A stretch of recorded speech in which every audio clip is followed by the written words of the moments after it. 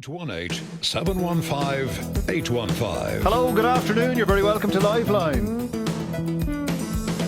Colm Ó Mongain here. You can get us on 51551 for your texts. WhatsApp us 087 484 8888, or if you're WhatsApping us from Northern Ireland, you can get us on 08457 853 3333. Email us at joe@rte.ie.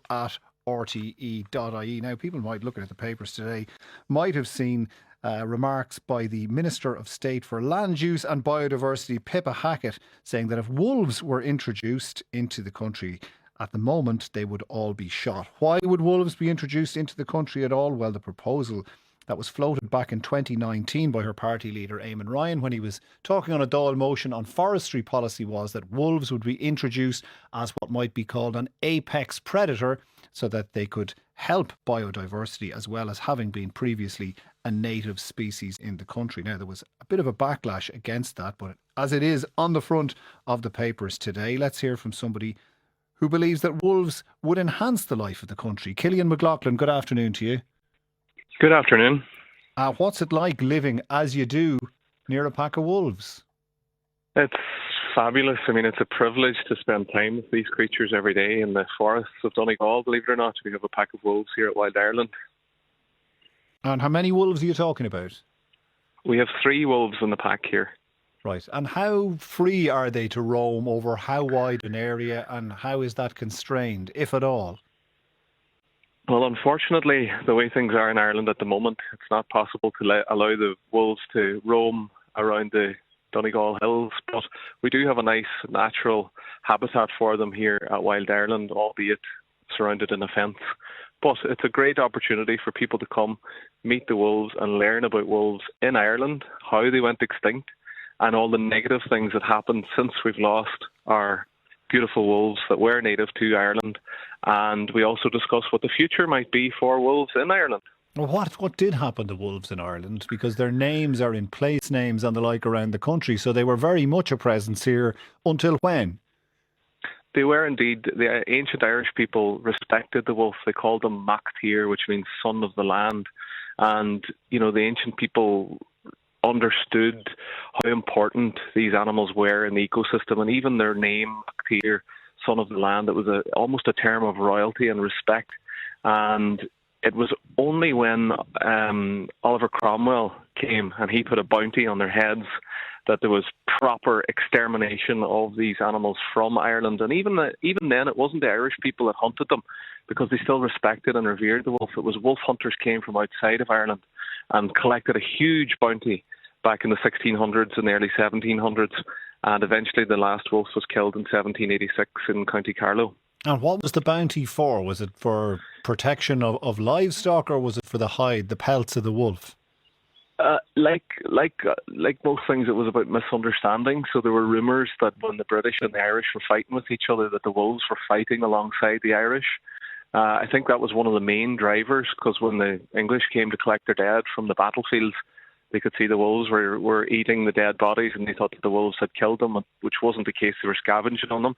There were also fairy tales and myths and rumours that Irish people were able to transform into wolves and attack the English soldiers. So there were all sorts of hysterics about these animals in the Irish countryside, and that was a big part of the reason that they were exterminated at the bequest of Oliver Cromwell. All right, well, we get to the future in a moment, but what about the present, where you're living beside wolves? What function do they fulfil in the area of habitat that you've set up for them?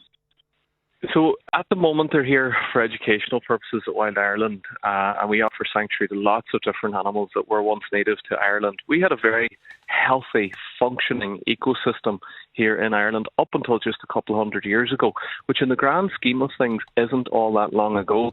And we're only seeing the negative knock-on effects now of the lack of having the wolf in the ecosystem.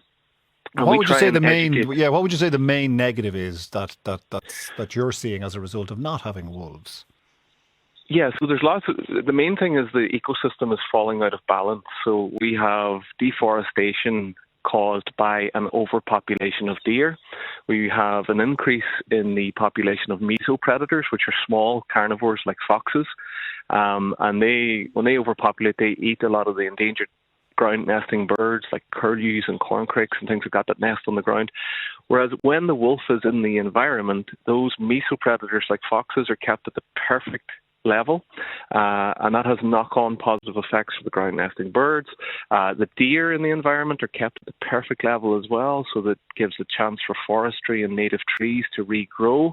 Wolves are ecosystem engineers. In other words, when they're reintroduced back into an environment, they actually change it for the better, so they allow trees and forests to regrow, and they actually create habitat for themselves and a habitat for other animals. And that was demonstrated in Yellowstone National Park when they reintroduced wolves there in 1995, and they saw all sorts of knock-on positive effects, things that they never even envisaged could happen. Like, for example, there was a reduction in floodwaters running down into the cities further down because the wolves had created habitat upstream for animals like beavers, and more trees growing. There was less erosion, slowed water down before it got to the people that lived downstream. They also noticed a reduction in diseases amongst livestock, believe it or not, because deer are pretty good vectors of TB, as are mesopredators like badgers. Whereas when wolves are in the environment, they take those sick animals out of the population.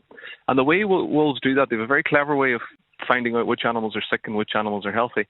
Basically, they just chase them, and the healthy animals get away. A wolf will never catch a healthy deer, but the ones that lag behind are the sick ones or the old ones, and they're taken out of the population. So they see no reduction in TB, Lyme disease, which affects people. Lots of people in Ireland suffer from Lyme disease. This is a disease that we got from ticks. Exactly, yeah, but it's deer ticks. When they bite people, they pass that disease on to humans. And there's lots of studies that back this up, where they've studied animal populations in areas where there's healthy populations of wolves. They noticed that there is a much greater reduction in disease. And when you see the remarks by the minister saying that wolves would probably be shot, I mean, could you see why? Because if a wolf could take down a deer and control the population of animals that could probably, do a bit of fighting back, like foxes, what chance would a sheep have? Well, this is it all comes back to education at the end of the day. And when I make these comments, I'm not trying to scare anybody. I'm not trying to frighten anybody. Sometimes when we talk about opening the gates and let wolves roam the Wicklow Mountains, like comments that were made by politicians, all that does is get people's back up. We need buy-in from everybody. The consequences of climate change are in direct response to the way that we treat the planet. And we have eradicated a lot of our natural resources, our native forest and our native animals. We need to understand that this is a greater inconvenience to farmers than the reintroduction of wolves. We've seen one of the wettest years we've ever had in Ireland last year, and that has made life very difficult to farm, and that's going to continue to get worse. So we need buy-in from the farmers. We need buy-in from everybody. We need an understanding that this is in everybody's best interest and the best interest of our future. If we want to continue to be able to farm, we need to do it alongside nature. And by reintroducing the wolf, that is going to balance nature. It's going to allow us to sustainably live on this planet. It's going to help the negative effects of climate change. And if everybody is with us and we stop listening to fairy tales and scaremongering about these animals, that they're going to, they're not going to sneak into our grandparents' bedrooms and eat our grannies or huff and puff and blow our house down. Education is really important, and anybody that would shoot the wolf, it would come from a place of miseducation or not understanding the ecosystem. And what was the year you said that the wolves became extinct in County Carlow? 1786, was it? Correct, yeah. 1786. Yeah. Okay, well, let's hear a sound that hasn't been heard in the wild in Ireland since 1786.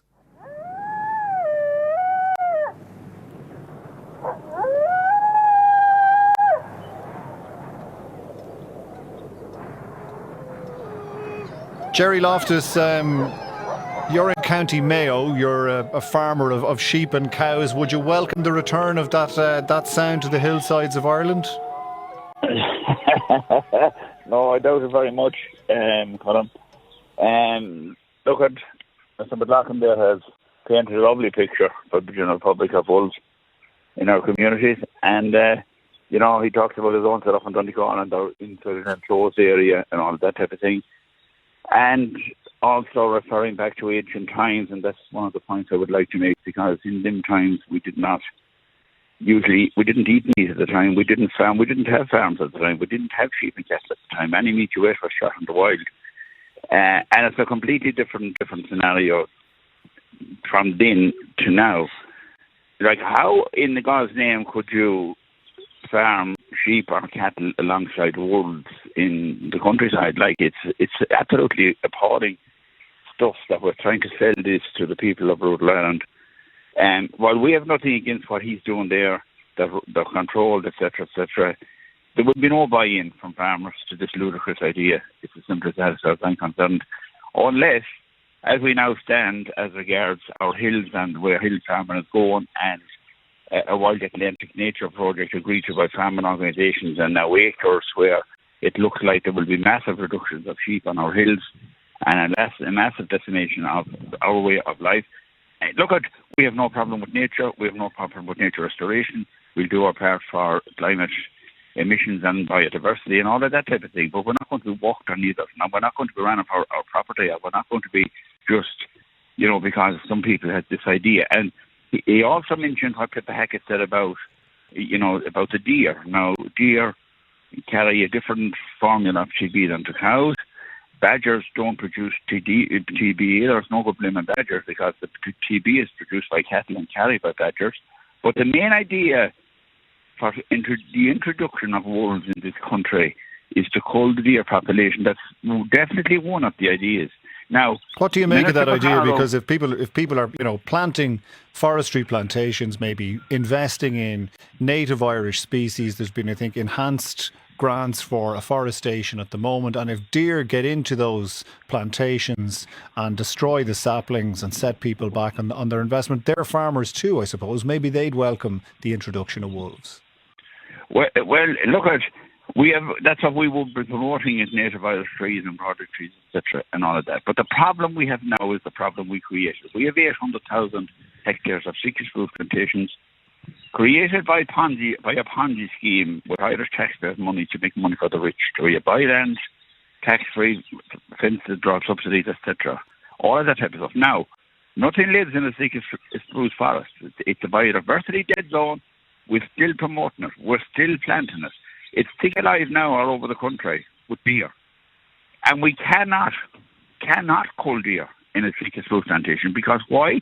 Because you can't get into it. So send in the wolves. But that's the point I'm making. That is one of the ideas they want to bring wolves back here.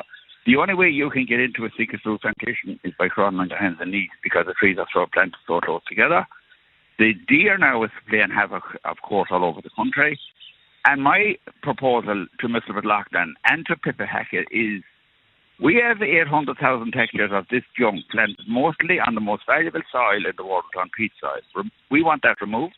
We want all of this land to go back to it in its natural form, replant what's suitable with broadleaf trees. And if you have broadleaf trees and natural woodland, anybody can walk through them. Anybody can shoot deer. Anybody can cull deer. And that is the only way this can be done. Right, but you're setting your face absolutely against wolves, even while the Sitka spruce is in place in these places, and we're not debating the merits or demerits of that or otherwise. It's looking at the merits or demerits of wolves. But even with the Sitka spruce plantations in place, before they're cut down, before they're replaced with broadleaf native species, you still wouldn't countenance the reintroduction of wolves, even in fenced-in areas, in order to protect sheep. No, I never said that, Colm. We have no problem with wolves if they're going to be in a fenced-in and closed area. We have no problem with that whatsoever. But the idea, that's not what's proposed here. The idea here that what's proposed is to introduce wolves into Rhode Island,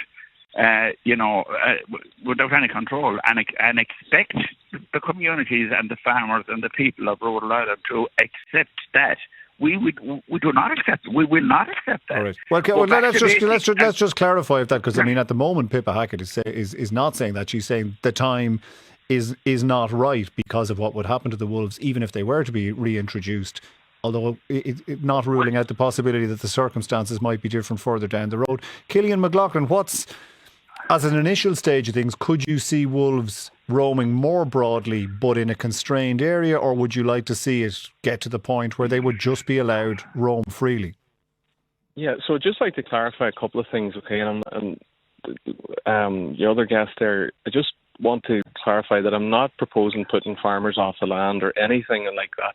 This will actually ensure a future for farmers on the land by restoring the ecosystem.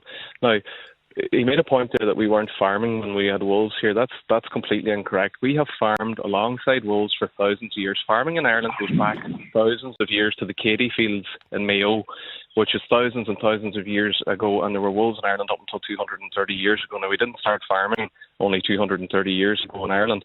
So we have farmed alongside them. They do farm alongside them in almost every country in Europe now. Ireland is one of the few countries in the EU that doesn't have wolves. So our neighbours on the continent are able to do this alongside the wolf. So that I just wanted to clarify that point. He made a point there about sheep being taken off the hills, and farmers are going to lose money, and these measures are being put in place to tackle climate change, and farmers are losing an income. Well, if you bring back wildlife and ecosystem restoration, maybe those farmers that have lost income from hill farming could diversify maybe into ecotourism. Wolves open up huge revenue streams when they're in areas. People come to see them, people come to photograph them and photograph the nature that comes with wolves. So this is a broader picture. This is not just about bashing farmers, and by no means am I doing that. I just wanted to clarify that. In 2022, though, the French, and this was reported by Le Monde, they said 30 years after the wolves returned to France, coexistence with farmers remains a challenge. There's about, I think, 1,100 wolves in France, and they say France is still struggling to find a formula for peaceful coexistence. One farmer interviewed in France said he lost 137 sheep when a group of sheep fell off a cliff during a wolf attack. I mean, you're not ruling out the possibility of sheep falling prey to wolves, are you? I mean, the whole expression, a wolf in sheep's clothing, comes from somewhere, doesn't it? Look, it's not about being convenient. Nature is going to be inconvenient, and it's being very inconvenient at the moment with climate change. I mean, I'm sure your other guest will accept that this has been a particularly challenging year to farm in Ireland, given how wet the year was. Now, France is a very interesting one. There was another paper, and I don't have it in front of me to quote it exactly, but there is no requirement in France for farmers to prove that their livestock was killed by sheep. And there was an article came out in a French paper there. Killed by wolves, do you mean? Sorry, you were saying... Killed by wolves, yeah. There's no requirement to prove that the wolf was killed by... the sheep was killed by a wolf. They have a very handsome compensation scheme there, and sometimes the compensation scheme is greater than the price that the sheep are making at market. So there was an investigation into this, and it turns out a lot of farmers in France are claiming their sheep were killed by wolves, and they actually weren't. So that's France is particular because Italy next door doesn't have the same level of compensation, and they don't have the same level of wolf kills. So right. France is kind of a unique example that doesn't accurately reflect what might be going on the ground. All right, Jerry, we'll come back to you in a moment. I want to go to John Howard in Fermoy. John, good afternoon to you. Good afternoon. What are your thoughts? You're a farmer yourself. What do you farm, and what are your thoughts on getting wolves back into the countryside? I would be absolutely against it because of most of the reasons there that the Mayo farmer said. Ireland is a different country today than what it was back in the 17th and 18th century. It's just ludicrous to even think about bringing wolves back. I mean, he mentioned the figures in France there. I heard on the radio, I can't verify it for certain, but I think it was something like 15,000 domestic animals were killed by wolves in France in 2022. And even in Europe, they have accepted that the wolf is becoming a problem, and they have downgraded its protective status a notch in the last couple of months even. All right. And do you take on board what Killian is saying there, that maybe there's a perverse incentive to attribute attacks that may be down to unsupervised dogs, to attribute them to wolves in order to avail of a generous compensation scheme? I wouldn't accept that at all. No, I would not. Right. I mean, what would your specific fears be? Because one of the proposals has been that an extra foot added to fencing would keep the wolves out. Not at all. It is inevitable that anything that was reintroduced to Ireland like that has escaped. Sooner or later, they will escape. You know, with the best will in the world and the best fencing in the world, it's inevitable that within a short time, probably, there will be escapes. and the wolf then will cause wreck to domestic animals. I mean, Killian there a while ago, he mentioned about that he's contradicting himself in one way, because he said the wolf will only kill the lame deer or the sick deer or the weak deer. And yet his idea of introducing them in is to kill deer. So I'm not, he's contradicting himself on that. Do you want to respond to that, Killian? I'm not contradicting myself at all. What the wolf does is it reduces the deer population in a sustainable way, and it leaves behind healthy deer at a very level population that is sustainable and doesn't impact trees, and it doesn't impact other farmers that are crop farmers that lose fortunes of vegetables and grass to deer as well. The opinion, or the piece that I was talking about in France in the newspaper, it was in a paper called L'Opinion, and it was called France's Deadly Wolves or Sneaky Farmers. And that was the piece that exposed what the farmers were doing in France, that they were claiming that these sheep were killed by wolves that actually weren't. But no, the fences is quite a good way. There are other ways of protecting animals from livestock, or protecting livestock from wolves as well. The fences, improving fences. I'm not saying that it's going to be completely, that we're not going to have livestock taken by wolves, but through climate change and all these other negative things that are happening, maybe the inconvenience of having a top predator back in the environment will be worth it. And I would put the question to those two gentlemen that are on the show: if this guaranteed a future for your grandchildren to continue to farm on the land, and would counteract some of those extreme measures like taking sheep off the land and reducing the cattle herd, etc., would they accept it then? Would they accept the inconvenience of having to make their fences a little bit higher, or putting up an electric fence, or maybe putting out a dog with their sheep to protect the sheep from wolves? Would they accept it if it guaranteed a future for their grandchildren to continue to farm and the rest of us to continue to live in a healthy ecosystem and in a healthy environment in Ireland? Would they accept that inconvenience then? All right, John, do you want to answer that? There'll be nothing left to farm then, because you take the sheep off the land and the cattle off the land and the cows off the land, and we rewild the whole country. There's not much of a future left in that for farming. But anyway, he hasn't responded to my query where the European Parliament and the European decision makers have downgraded the status of the wolf simply because the wolf is becoming a problem in Europe. So he's downgraded now from extremely protected just to simply protected. So the next step will be in Europe that there will be a cull on wolves because they're becoming such a problem. Killian? Yes, I do understand that they are trying to erode the protection of the wolf. The wolf is by no means overpopulating. In fact, it is unarguable scientists that alpha predators, top predators, do not overpopulate. They are not able to overpopulate. They are so intrinsically linked to nature and to their prey that as prey numbers go up, top predators increase, and then the prey numbers go back down and the top predators go down. It's intrinsically linked. But I suppose, Killian, a lot of the erosion of those laws, I just have to say, a lot of the erosion of those laws are not based on science. They're based on political pressure from farmers that is not based on anything other than fear and misunderstanding. Right. And inconvenience to the farmer. Is it a different situation though, Killian, where, if a farmer loses 6 animals, unlike in the wild where a flock of deer might lose 6 animals to a wolf and the size of the deer goes down and therefore it couldn't sustain the same number of wolves feeding off them, a farmer is likely to replace lost sheep, and as a result the size of the prey, as it were, is being kept artificially high, and in effect doesn't have the knock-on impact on the number of wolves that could potentially feed off it. It's a very good point, but it's not. It's just a theory. It's not being seen in reality in the continent. Sheep and livestock make up a tiny proportion of wolf diet in the wild, and that has been looked at by taking fecal samples from wolves and checking what DNA is in their feces, and livestock made up less than 1%. It appears that they prefer to stay away from people, particularly if people have electric fences, have their shepherd dogs in place.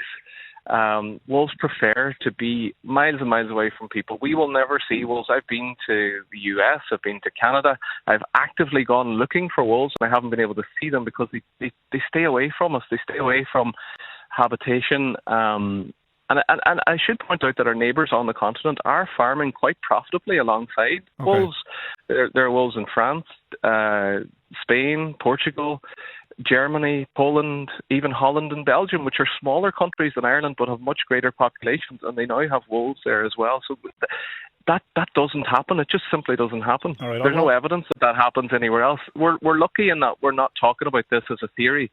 This is actually playing out around the world, in Europe and in America, and it just doesn't happen. Okay, I just want to clarify there. I suppose the term Ponzi scheme was used about forestry in Ireland. All forestry in Ireland is done in a compliant way. There's no suggestion that any forests are grown in Ireland are anything illegal like a Ponzi scheme. Marie-Therese Strahan, you've seen wolves. Is it Killian's wolves you visited?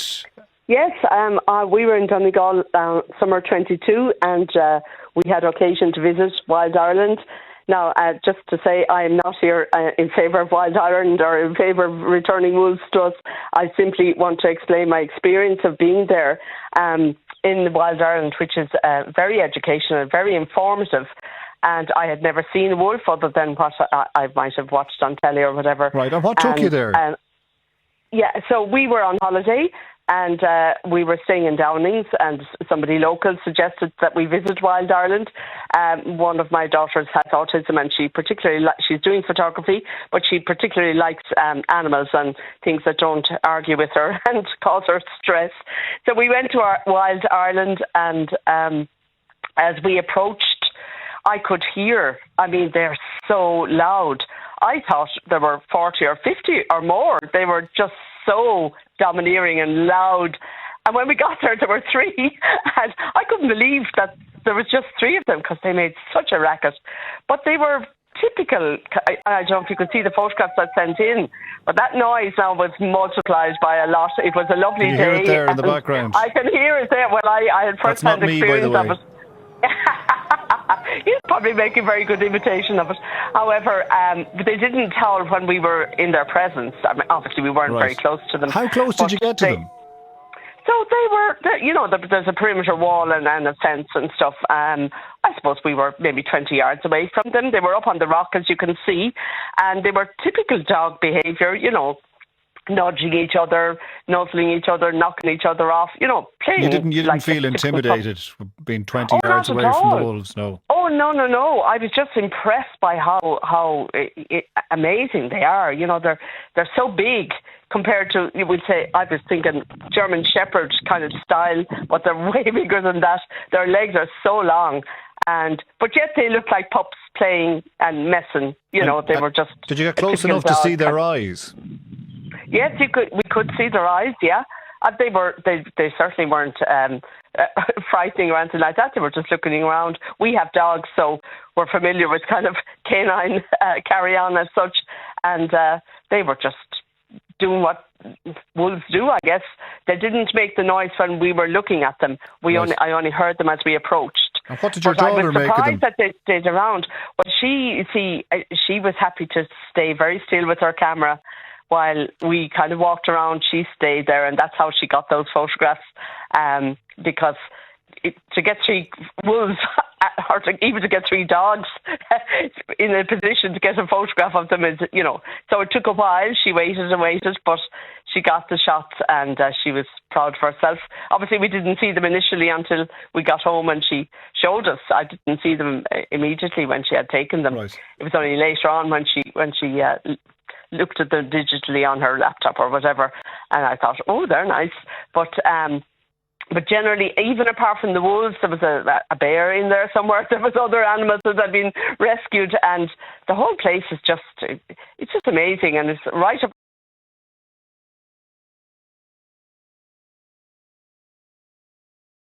on the mountain.